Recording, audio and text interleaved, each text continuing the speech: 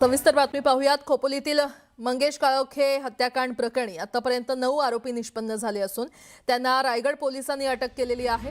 आरोपींना मदत करणाऱ्या इतर आरोपींना देखील मदत करण्यात आली आहे किंवा त्यांना अटक करण्यात आलेली आहे। मंगेश काळोखे यांच्या हत्येनंतर त्यांचे पुतणे राज निलेश काळोखे यांनी खोपोली पोलिसात फिर्याद दिली होती आणि त्यानंतर पोलिसांनी तपासाची चक्र फिरवत 24 तासांच्या आत फिर्यादीतील आरोपींना अटक करण्यात आली आहे। आरोपींचा शोध घेण्यासाठी पोलिसांनी 5 पथकं तयार केली होती। आरोपींनी मोबाईल फोन बंद केल्यानं आरोपींना पकडण्यासाठी पोलिसांपुढे मोठं आव्हान होतं। आरोपी हे मुंबईच्या दिशेनं आणि इतर ठिकाणी पळून गेल्याचं तपासात उघडकीस आलं होतं।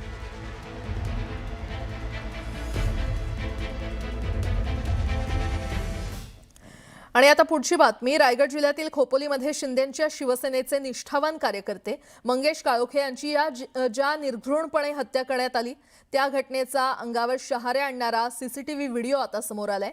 भर रस्त्यात पाठलाग करून धारदार शस्त्रांनी तब्बल 24 ते 27 वार करत मंगेश काळोखे यांना संपवण्यात आलं। या घटनेमुळे संपूर्ण महाराष्ट्रात खळबळ उडाली आहे। मुलाला सुरक्षितपणे शाळेत सोडून ते घरी परतत असतानाच दबा धरून बसलेल्या काही अज्ञात व्यक्तींनी त्यांच्यावर अचानक हल्ला चढवला। या हल्ल्यामध्ये मंगेश काळोखे यांचा मृत्यू झाला।